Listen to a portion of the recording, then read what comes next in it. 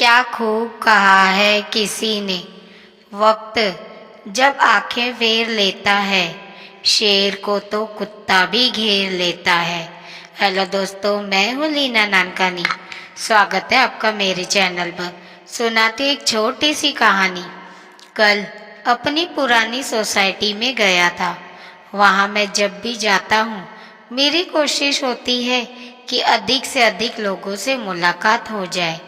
कल अपनी पुरानी सोसाइटी में पहुंचकर गार्ड से बात कर रहा था कि और क्या हाल है आप लोगों का। तभी मोटरसाइकिल पर एक आदमी आया और उसने झुककर प्रणाम किया। भैया प्रणाम। मैंने पहचानने की कोशिश की, बहुत पहचाना पहचाना लग रहा था, पर नाम याद नहीं आ रहा था। उसी ने कहा, भैया पहचाने नहीं, हम बाबू हैं, बाबू। उधर वाली आंटी जी के घर पर काम करते थे। मैंने पहचान लिया, अरे ये तो बाबू ही है, सी ब्लॉक वाली आंटी जी का नौकर। अरे बाबू, तुम तो बहुत तंदुरुस्त हो गए हो। आंटी कैसी है? बाबू हंसा। आंटी तो गई। गई? कहाँ गई? उनका बेटा विदेश में था, वहीं चली गई क्या? ठीक ही किया उन्होंने, यहाँ अकेले रहने का क्या मतलब था। अब बाबू थोड़ा गंभीर हुआ। उसने हंसना रोककर कहा, भैया आंटी जी भगवान के पास चली गई। भगवान जी के पास? ओह, कब? बाबू ने धीरे से कहा, 2 महीने हो गए। क्या हुआ था आंटी को? कुछ नहीं, बुढ़ापा ही बीमारी थी। उनका बेटा भी बहुत दिनों से नहीं आया था। उसे याद करती थी, पर अपना घर छोड़कर वहां नहीं गई। कहती थी यहाँ से चली जाऊंगी तो कोई मकान पर कब्जा कर लेगा। बहुत मेहनत से ये मकान बना है। हाँ वो तो है ही। तुमने खूब सेवा की, अब तो वो चली गई, अब तुम क्या करोगे? अब बाबू फिर हंसा। मैं क्या करूँगा भैया, पहले अकेला था, अब गांव से फैमिली को ले आया हूँ। दोनों बच्चे और पत्नी अब यहीं रहते हैं। यहीं मतलब उसी मकान में? जी भैया। आंटी जी के जाने के बाद उनका बेटा आया था, 1 हफ्ता रुककर चले गए। मुझसे कह गए कि घर देखते रहना। 4 कमरे का इतना बड़ा फ्लैट है, मैं अकेले कैसे देखता। भैया ने कहा कि तुम यहीं रहकर घर की देखभाल करते रहो। वो वहां से पैसे भी भेजने लगे हैं। और सबसे बड़ी बात यह है कि मेरे बच्चों को यहीं स्कूल में एडमिशन मिल गया है। अब आराम से हूँ, कुछ कुछ काम बाहर भी कर लेता हूँ। भैया सारा सामान भी छोड़ गए हैं, कह रहे थे दूर देश ले जाने में कोई फायदा नहीं। मैं हैरान था।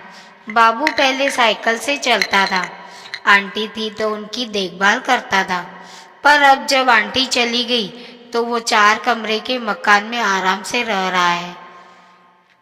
आंटी अपने बेटे के पास नहीं गई कि कहीं मकान पर कोई कब्जा न कर ले। बेटा मकान नौकर को दे गया है, ये सोचकर कि वो रहेगा तो मकान बचा रहेगा। मुझे पता है मकान बहुत मेहनत से बनते हैं, पर ऐसी मेहनत किस काम की जिसके आप सिर्फ पहरेदार बनकर रह जाए। मकान के लिए आंटी बेटे के पास नहीं गई, मकान के लिए बेटा माँ को पास नहीं बुला पाया। सच कहते हैं, हम लोग मकान के पहरेदार ही हैं। जिसने मकान बनाया वो अब दुनिया में है ही नहीं। जो है उसके बारे में तो बाबू भी जानता है कि अब वो यहाँ कभी नहीं आएंगे। मैंने बाबू से पूछा कि तुमने भैया को बता दिया कि तुम्हारी फैमिली भी यहाँ आ गई है? इसमें बताने वाली क्या बात है भैया, वो अब कौन कौन सा यहाँ आने वाले हैं, और मैं अकेला यहाँ क्या करता। जब आएंगे तो देखेंगे, पर जब माँ थी तो आए नहीं, उनके बाद आने का क्या फायदा। मकान की चिंता है तो मैं वही लेकर नहीं जाने वाला हूँ, मैं तो देखभाल ही कर रहा हूँ। बाबू फिर हंसा। बाबू से मैंने हाथ मिलाया। मैं समझ रहा था कि बाबू अब नौकर नहीं रहा, वो मकान मालिक हो गया है।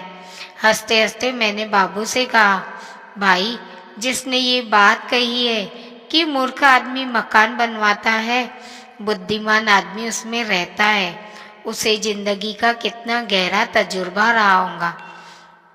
बाबू ने धीरे से कहा, साहब सब किस्मत की बात है।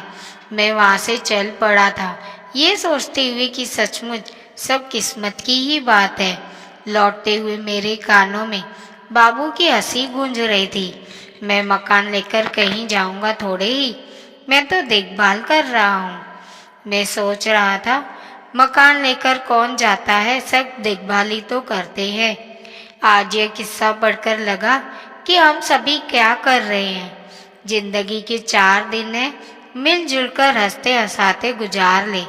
क्या कब पता बुलावा आ जाए, सब यहीं धरा का धरा रह जाएगा। दोस्तों, इस कहानी से सीखने को हमें कुछ बातें मिलती है। पहली, मकान नहीं रिश्ते जरूरी है। आंटी ने पूरी जिंदगी जिस मकान को सहेजा, उसकी चिंता में बेटे के पास नहीं गई, लेकिन वही बेटा मकान को नौकर के भरोसे छोड़ गया। इससे यह स्पष्ट होता है कि मकान की नहीं, रिश्तों की देखभाल करनी चाहिए। दूसरा, मेहनत से कमाया गया सब यहीं रह जाता है। चाहे कितनी भी मेहनत से मकान या संपत्ति बनाई जाए, अंततः हम उसे साथ लेकर नहीं जा सकते। इसलिए जीवन में संतुलन जरूरी है। संपत्ति के साथ साथ अपनों को समय और प्रेम देना भी उत्तम है। तीसरा, जो मूल्यवान है वो समय पर समझो। बेटा माँ के जीवित रहते उनके पास नहीं आया और अब माँ नहीं रही। जीवन में कई बार हम जिन चीजों को टालते हैं वही सबसे ज्यादा खो देने लायक होती है। माँ बाप का सानिध्य समय पर मिले तो वो ही असली धन है। चौथा, हम सब देखभाल करने वाले हैं। कहानी में बाबू का संवाद मैं तो देखभाल ही कर रहा हूँ एक गहरी सच्चाई को उजागर करता है।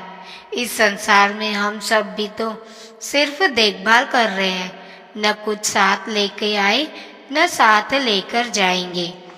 पांचवा, किस्मत और समय सब बदल सकता है। जो बाबू कभी नौकर था, किस्मत में उसे मकान का देखभाल करता बना दिया। इसका मतलब ये नहीं कि वह चोर था, बल्कि जिम्मेदार था और आज वो भी मालिक से कम नहीं। दोस्तों, जीवन में मोह, संपत्ति और दिखावे से ज्यादा जरूरी है सच्चे संबंध, समय का सम्मान और संतुलित दृष्टिकोण। मकान, पैसे, संपत्ति सब यहीं रह जाएंगे, लेकिन इंसानियत, प्रेम और अपनापन ही है जो हमारे जाने के बाद भी याद रखा जाएगा। किसी ने सच ही कहा है, हजारों गम हो फिर भी खुशी से फूल जाता हूँ। जब हंसती है मेरी माँ तो मैं हर गम भूल जाता हूँ। तो दोस्तों, आज की यह वीडियो आपको कैसी लगी कमेंट में ज़रूर बताएं। मिलते हैं दोस्तों ऐसी ही एक कहानी के साथ अगली वीडियो में। तब तक के लिए अपना ख्याल रखिए और हमेशा मुस्कुराते रहिए, कभी अपने लिए तो कभी अपनों के लिए।